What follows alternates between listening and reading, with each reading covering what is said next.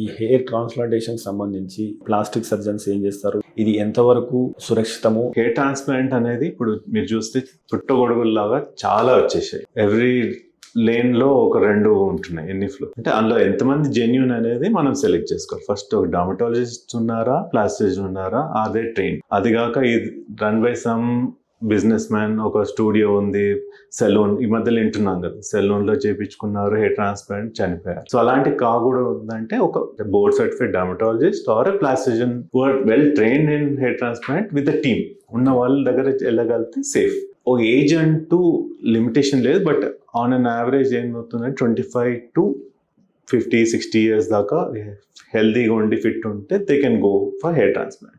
62 లక్షల మంది ప్రజల్లో మెడ్ ప్లస్ బ్రాండ్ మెడిసిన్స్ కి మారడం వలన 915 కోట్ల రూపాయలు సేవ్ చేసుకున్నారు. అదే మెడిసిన్స్ అదే క్వాలిటీతో 50 to 80% డిస్కౌంట్లు.